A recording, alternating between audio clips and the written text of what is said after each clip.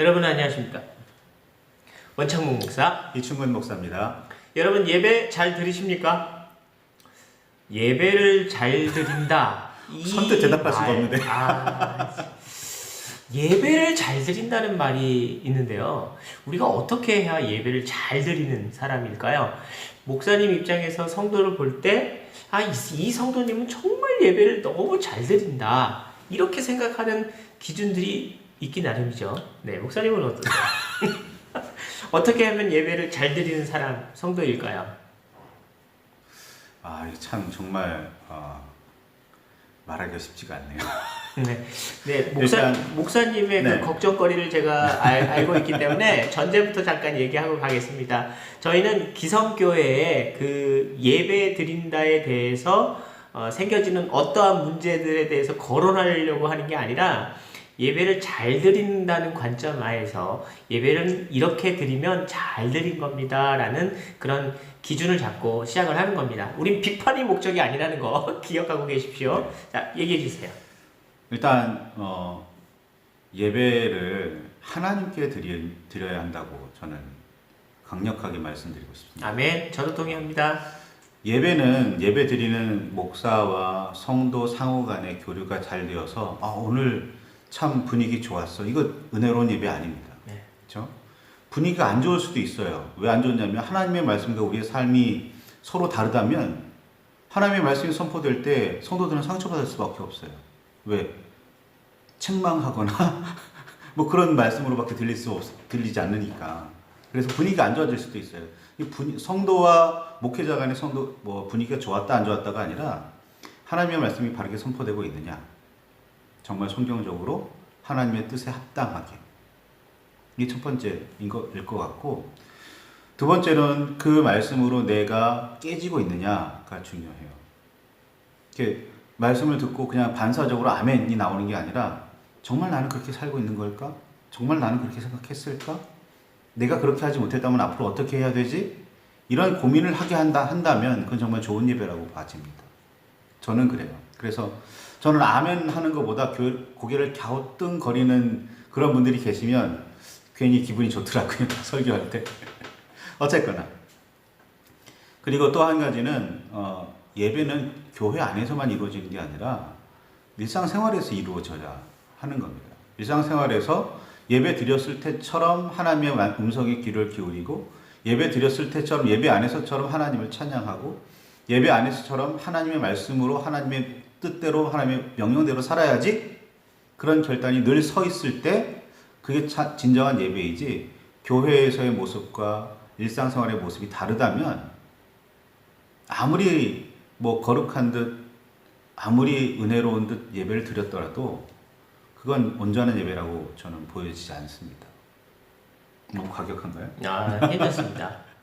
네, 저도 지금 목사님 말씀에 굉장히 동의합니다. 그리고 그 안에서 조금 다르게 표현하자면, 그 말씀이 전달되고 이 말씀이 목사의 이야기가 아니라 하나님의 말씀이 전달되었을 때 그 말씀에 대해서 아멘으로 이거는 그냥 액션일 뿐이니까 뭐 아멘이 잘못됐다 이런 의미 아니죠. 그 말씀을 받아먹은 성도 입장에서 그 말씀을 살아내고자 그의 삶의 변화가 일어나느냐 안 일어나느냐가, 그렇죠. 예배를 잘 드렸다 이렇게 할 수 있어요. 근데 이제 목사님 입장에서 설교하는 중에는 그 피드백을 바로바로 볼 수는 없지만, 가장 1차원적으로 가장 즉시 나타나는 피드백은 아마 아멘이라고 그렇죠. 하는 것이 대표적일 겁니다. 성도들이 고개를 까딱까딱 맞습니다 이렇게 생각하는 그런 액션들, 또는 아멘이라고 응답하는 액션들이 목사 입장에서는 굉장히 행복한 피드백으로 올 수도 있어요. 네. 하나님의 말씀이 선포되었고 거기에 아멘으로 동의한다라는 거죠. 그렇죠. 그럼 이런 동의는 예배에서는 굉장히 즉시 필요한 좋은 요소라고 봅니다. 또 한편으로는 결국 그 행동의 진보가 일어나야 돼요. 삶의 변화가 일어나지 않으면 그것은 제대로 된 말씀을 살아내는 것이 아니기 때문에 그렇죠. 그러면 말씀을 들었고 그 말씀에 아멘을 했어요. 그럼 나는 정말 그 말씀이 맞고 내 삶의 변화가 일어나기를 선포합니다라고 응답한 사람이라면 변화가 실제 일어나야 된다는 겁니다. 말씀을 살아낸다. 목사님은 그거를 일상으로 산다라고 말씀하셨고, 예배 시간뿐만이 아니라 예배 시간이 끝난 우리의 일상생활 속에 그 말씀을 살아내는 우리들이 일상에서도 그 말씀을 살아내기 때문에, 그럼으로 인해서 이 일상도 예배다라고 표현을 하셨어요. 저도 여기서 동의하고요. 또 한편으로는 우리는 이 말씀을 살아내는 삶 자체가 예배임과 동시에 우리의 일상, 그래서 궁극적으로 우리의 삶의 변화가 일어나도록 이끌어가는 것이 예배라고 말할 수 있습니다. 참된 예배. 네, 사람은 제가 좀 부정적인지는 잘 모르겠는데 사람은 그렇게 갑자기 확 바뀌지는 않아요. 그래서 일순 한꺼번에 갑작스러운 변화의 모습이 보이지 않을 수는 있어요. 그래서 참 늦게 변한다, 한참 시간이 참 오래 걸린다, 그렇게 여겨질 수도 있어요. 그렇지만 끊임없이 계속해서 잠깐 뭐 일부 후퇴했다 하더라도 그래도 앞으로 나아가려는 힘이 열심히 보이느냐, 이건 굉장히 중요한 것 같아요. 예배는 형식이 아닙니다. 변화가 일어나야 돼요. 감동 물론 있어야 되겠지만 감동에 이어서 변화가 일어나지 않으면 그 감동은 제가 보기에는 허상에 불과해요. 그 감동은 그냥 허상이에요.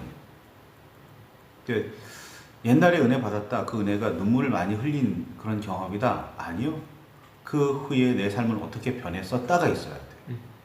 근데 내 삶은 그때 이렇게 변했었는데 내가 지금 조금 느슨해졌어. 그러니까 다시금 내가 다잡고 하나님께로 나가야지, 그 말씀으로 세상을 살아야지. 이게 이루어진다면 예배도 삶도 건강한 전체의 예배라고 말할 수 있을 것 같아요. 예배학자는 좀 다르게 얘기하겠죠. 저희가 학문적으로 말씀을 드리는 것이 아니기 때문에 저희들이 체계를 갖고 얘기하지 않는 부분도 있을 거예요. 단지 우리는 현장에서 목회하는 입장에서 이것이 좋은 것이다, 이렇게 말을 좀 전하는 입장입니다. 제 입장에서 또 이제 참 예배, 좋은 예배다라고 말하는 것은 좀 이거 1차적인 것이라고 표현할게요. 예배 시간에 일단 졸지 않아야겠죠. 네, 아주 중요한 것 같아요. 왜냐면 이제 성경에서도 신령과 진정으로 예배를 드리는 자라고 성경에서 말씀하고 있는 이유 중에 하나는 진심으로 예배를 드리느냐 이거든요. 그러니까 우리가 이제 교회 오면 세상 것을 내려놔라라고 얘기를 이제 목회자가 이제 선포하거든요. 이유는 간단해요. 사람들이 교회 올 때 근심과 걱정을 같이 갖고 오는 경우가 많나요. 근심과 걱정을 갖고 왔다는 의미는 내가 이 세상을 살아가면서 겪게 되는 많은 일들에 대해서, 그것에 대해서 여전히 고민하고 있어서 이 마음속에 하나님의 말씀을 담기에 너무 여기가 꽉 차 있게 된다면 말씀이 들어올 수가 없겠죠. 그래서 세상 것을 다 내려놓으라라고 처음 시작에 선포를 합니다. 그러니까 우리의 무거운 짐을 다 내려놓고 하나님께서 주시고자 하는 말씀을 새로이 듣는 것이기 때문에 진심으로 예배하는 가운데서는 모든 걱정과 근심을 내려놓는 것에서 시작이 됩니다. 그래서 말씀을 잘 들어야겠죠. 잘 들으려면 귀를 닫고 자고 있으면 그쵸. 못 들어요. 그러니까 자면 안 됩니다. 피곤해서 자는 경우도 있는데요. 사실은 목사 입장에서 자는 사람을 깨우고 싶어요. 물론 어떤 목사님은 자고 있으면 안 깨운다고 하시는 분도 있더라고요. 그런데 정말 저희들 심각하게 자고 있는 사람이 있으면 깨우고 싶습니다. 그리고 말씀을 꼭 전해주고 싶은 열정들이 있어요, 목사님들은. 그리고 예배 안에 그 말씀을 정말 빨아들일 만큼 막 잡아먹을 듯이 말씀을 집중해서 보시는 분들이 있거든요. 그런 분들 있으면 말씀을 전할 때 막 이게 너무 세상적인 표현인데요. 말씀을 전하면 너무 신나요. 너무 진지하게 들어주는 성도가 있기에 너무 신이 납니다. 세상적인 표현이긴 하지만 그럼에도 불구하고 제가 지금 할 수 있는 거는 목회자도 즐겁게 말씀을 전해야 되기 때문에 그렇습니다. 즐거운 마음으로. 그러니까 교인이 자고 있거나 아니면 진지하게 듣지 않더라도 그럼에도 불구하고 목사는 말씀을 전해야 되는 사명이 있고 또 그 전하는 것 자체만으로도 행복하기도 합니다. 거기에 정말로 뭐 시너지 효과가 나타나려면 목사님이 말씀을 선포하는 그 시간에 성도들도 행복하게 집중해서 듣는 것. 그래서 졸지도 않으시고 정말 집중해서 말씀도 듣고 때로는 필기도 하시면서 집중하는 모습을 보여주실 때 좋은 그런 시간이 되겠죠. 그래서 결국엔 이게 교회 예배 공간에서 일어나는 1차적인 좋은 예배 모습이라고 한다면 우리가 아까 처음에 거론했었던 세상으로 나갔을 때 이 말씀을 살아내는 우리의 일상에 말씀이 증거되고 있는 증인의 삶을 성도가 살고 있다면 이것 역시 좋은 예배의 연장선상에서의 좋은 예배를 살고 있는 성도다 이렇게 고백할 수 있습니다. 네. 그냥 감정적으로만이 아니라 그렇죠. 정말 좋은 예배를 통해서 삶이 세상이 변화되는 모습을 정말 간절히 보고 싶습니다. 네, 정리하겠습니다.